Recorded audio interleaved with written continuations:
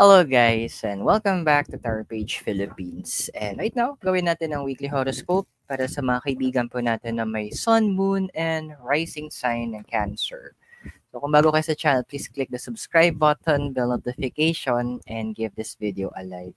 And gusto ko rin gamitin itong oras to para humingi po sa inyo ng tawad na nawala ako for quite some time. But right now, we are back. So, kung hindi nyo po alam kung ano po yung sun, moon, at rising nyo po, nasa dulo po ng video natin, we will have a link para dito kung gusto nyo po malaman at ano yung para saan ba itong mga to. And kung naghahanap po kayo ng charms, crystals, oils and candles, even prosperity, yung mga rituals pa like prosperity, banishing, message nyo po ako, Cara Arts and Craft Facebook page, yung link na sa description. And remember ka na yung mga readings natin, they are for guidance purposes. You have your free will, use it wisely. Okay, so ang gagawin natin ngayon is different na po. Medyo different na siya. We're going to do Celtic Cross na. So, gagamitin natin with one of my favorite cards sa bago, which is the Crystal Tarot. Ayan, Crystal Strux Tarot. And yung mga yung trusted ko na oracle card po, which is Wisdom of the Oracle. And I'd like to introduce to Mikay. Ayan, this is one of my rescued cats po. So, say hello, Mikay. So, good girl lang po yan dyan, ha? Mag-read tayong cards, okay? So, let's check. Cancer, kamusta ka na ba? Ano ba natin yung first card mo? Ano bang nangyari sa'yo? How are you today? So, we have here 2 of Cups and number 26, happy, happy. So, what can we see ba? Well, in fairness naman na, I'm happy for you, Cancer, kasi, and this is for September, by the way, September 4 to 10 nga pala, nangangagat ka. Ayun, so, natuwa naman ako para sa'yo, Cancer, kahit si Mikay natutuwa, kasi, you're trying, andun yung point na hinahanap mo, yung where do I belong, parang, alam mo yung point na, eto ba yung alam mo yung kanta, dito ba, yan, dito ba, yung ang dapat kong kalagyan. Ando na yung point na china-challenge mo yung sarili mo, nararamdaman mo na yun na ando na hinahanap mo ngayon yung tinatawag natin na pursuit of happiness. Yung bagay na nagpapasaya sa'yo, yung bagay na nagbibigay sa'yo ng meaning.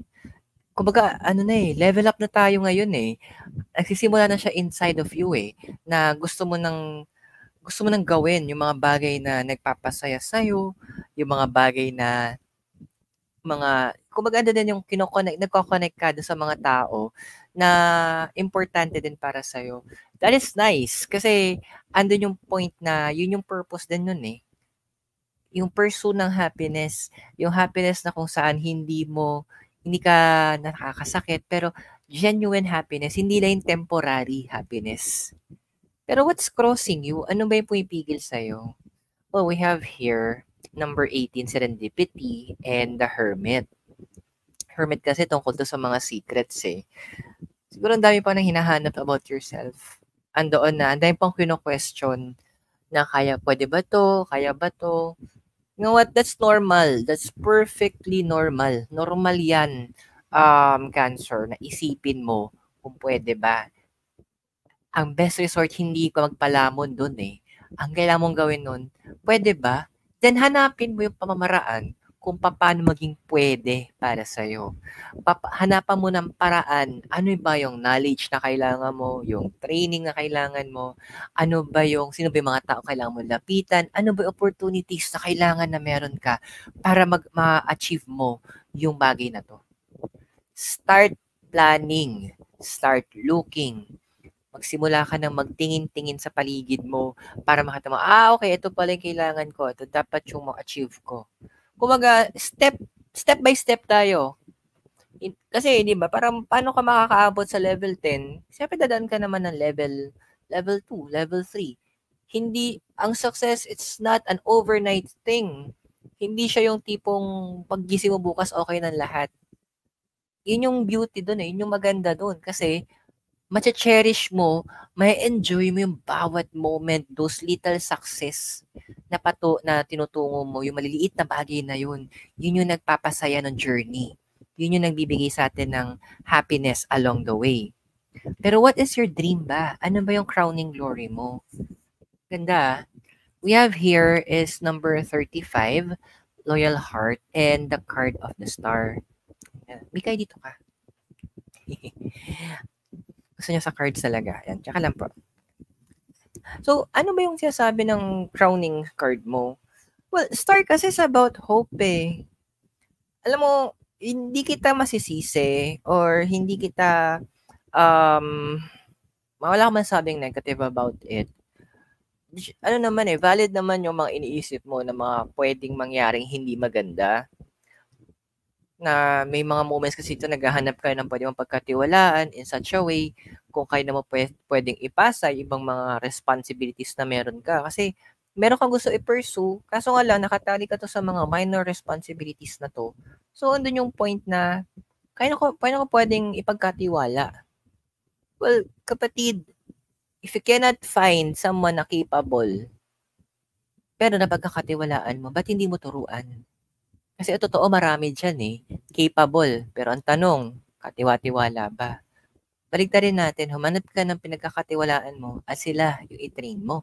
Sila yung tulungan mo umangat. Kasi win-win situation yun. Isipin mo yun. Yung taong yun, habang tinuturuan mo, nababawasan ka na responsibilities. You have more time para sa mga importante at malaking bagay. Habang yung tao nagkakaroon ng kumpiyansa kasi binigyan mo ng tiwala eh.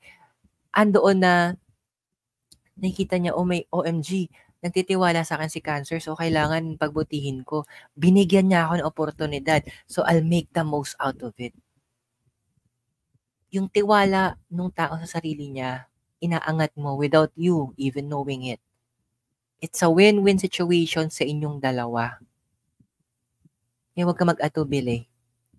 Mas madaling makahanap ng taong matatalino, pero mahirap makahanap ng mga taong may puso. Ng mga taong pwede mo pagkatiwalaan. Itatawag natin mga trustworthy people.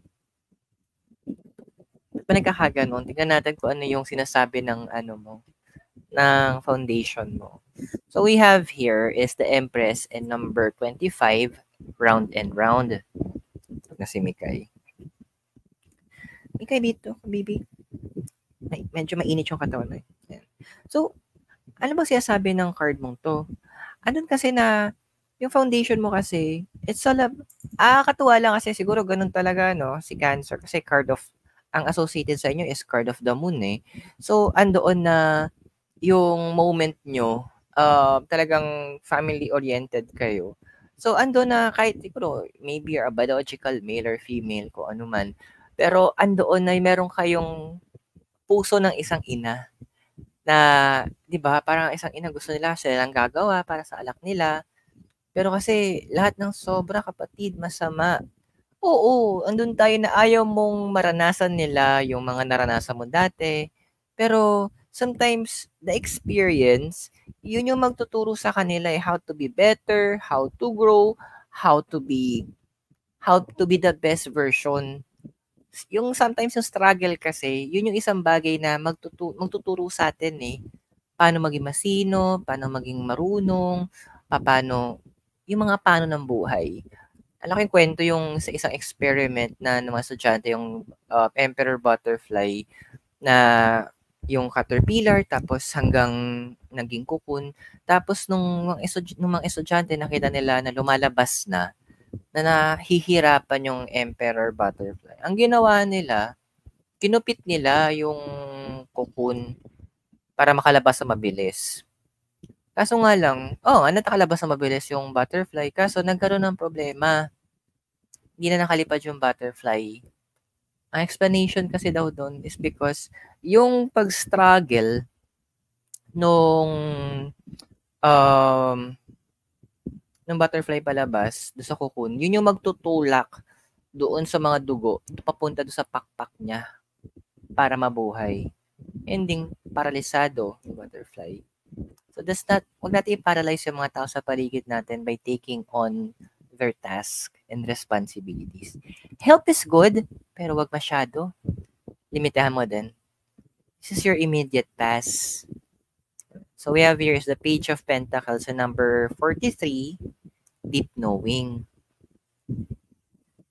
Well, maintindihan ko naman, you don't want people around you to feel the same way or yung struggles na naranasan mo is maranasan nila. Kasi andoon na ano eh, pa-baby naman 'to. Andoon na ano, na concern ka lang. Walang masama doon, Cancer.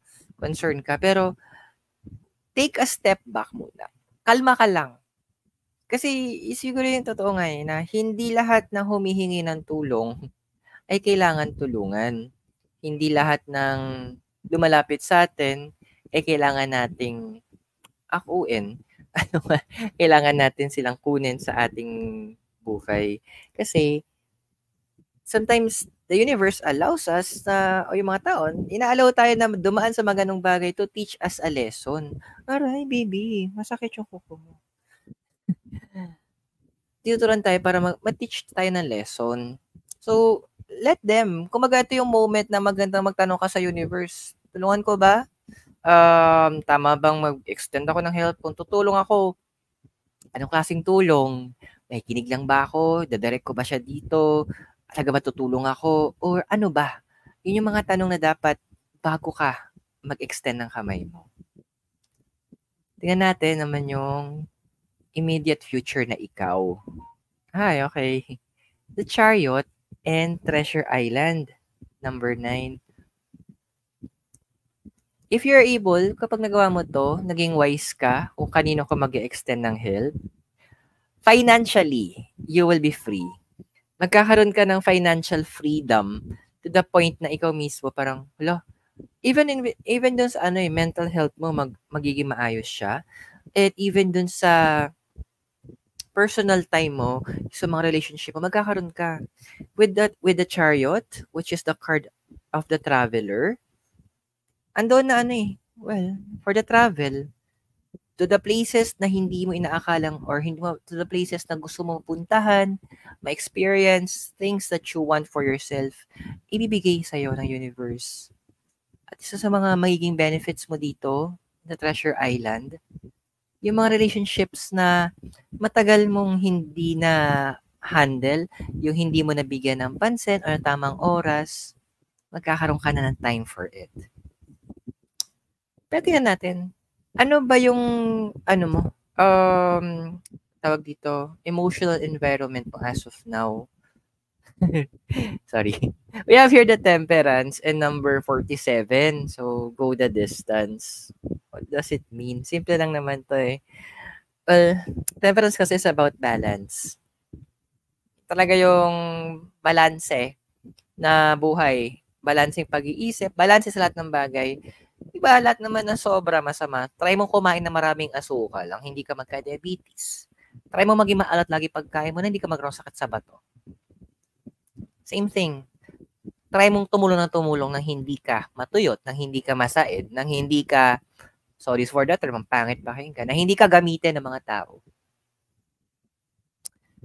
May nagsabi sa akin noon, sa akin, Aero, kailangan magkaroon ka ng limits. May boundaries ka. Kasi, ang mga takers doesn't know their limits. Givers should know they should know how to place boundaries and set the limit. Sad reality na kapag marami ka na itulong, maganda yung ibigay, nakatulong ka na maayos, isang sablay mo lang, burado lahat yon. It's a sad, toxic reality. So, bago pa siya umabot doon, learn paano ka maglilimit, paano ka mag-set ng boundaries doon sa mga tao sa paligid mo. Now, let's check. Ano yung physical environment mo ngayon? Well, number 14, Truth Be Told, tsaka The Card of the World. Nakakatuwa na hindi ka naman nagmamarites, pero bakit kusang lumalapit sa'yo yung mga bagay na kailangan mo malaman? Well, congratulations. It's the universe giving you those info. Bakit niya binibigay? Simple lang. Kasi kailangan mo na at the spot. Kumbaga, pwede mo siyang tignan na parang informed decision na yung punto na alam na binibigyan ka ng details ng universe para alam mo kung ano yung magiging decision mo. Hindi ka nabubulag sa ibang anggulo. Hindi ka na parang naiipit na sa sitwasyon o naha-hype lang doon sa sinasabi, tapos malaman-laman mo, ay ganito pala yung totoong nangyayari. Ito pala yung sitwasyon talaga.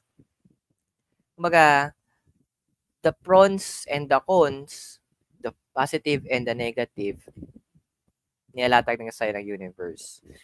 Hindi mo kasalanan na nandun ka sa tamang lugar, sa tamang sitwasyon, para marinig mo yung totoong nangyayari. Narinig, malaman mo yung mga totoong sinasabi behind your back, para malaman mo kung ano ba talagang tingin sa'yo ng mga taong yun. Masakit siguro. Kung negative yung tingin sa'yo, na pag nakaharap, na okay, parang okay, tapos pa nakatalikod ka pala, kulang na lang. Hindi ka lang saksakan, kundi ando na talagang ewan, ito yung mga taong ganun. Hindi matatanggal yun, Cancer. Pero hindi ibig sabihin nun, kailangan natin gumaya sa kanila. Hindi dahil mali yung ginagawa nila, marami silang gumagawa, tama na yon. Now, let's check. Ano ba yung hopes and fears mo? Okay, so we have here the 5 of Cups and number 50, no place like home. Ano ba pinapala sa'yo ng universe sa hopes and fears mo? Yes, water sign ka. Pero don't act. Dito ka. Ayan, tabi ka kay Andy. Ayan. Don't act na out of your emotion. Yung tipong pabugso-bugso yung damdamin mo. Wag. Wag ka dong magbase. Siguro based on my personal experience, yung tipong nakapag said na, gusto ko magalit, I take a step back. Ang ginagawa ko, lalabas ako ng bahay, kaya may kaaway, may nakasagutan ako, or kasamaan ng loob. Lalabas muna ako ng bahay, lakad ako ng konti lang. Then pag-uwi ko, medyo kalmado na ako, saka ako mag-iisip, saka ako magpaplano. Kasi kung hahayaan ko yung emosyon ko, kung hahayaan mo yung emosyon mo ang mag-dictate, magbigay ng guidance sa'yo, tapos mapabugso-bugso. Good luck talaga. Isang malaking good luck. Sabi nga na isang advice din sa akin eh, do not make promises when you're happy. Do not make decisions when you're mad. Pag yun ang ginawa mo kasi, may ipit kasi sitwasyon. Hindi mo magugustuhan yun. Ending, ikaw yung mapapasama kapag hinayaan mong maganap yung ganong bagay. And what is your immediate future ba? Ay, the 4 of Cups and number 49, Observer. Well, one thing about the possible future mo this week, andoon na na kaya siguro tinuturuan ka ng universe na muna think before you act. Kasi yun yung talagang target ngayon. Emotional growth. Emotional maturity para sa'yo. Kasi with the 4 of Cups, one thing about dito sa 4 of Cups is about reuniting also with your inner voice eh. Yung natututo na yung inner child mo nagmamature. Yung inner voice mo napapakinggan mo. And with the observer, ando na hindi lang pinapakinggan mo but you're also taking it into consideration na ginagamit mo siya isa sa mga dahilan o isa sa mga paraan para mag-decide ka. Remember, Cancer, decision making is parang tinatawag na double-edged sword. Parang espada na dalawang talim. Andiyan ang logical mo, andiyan yung emotional mo. Hindi pwedeng isa lang gamitin.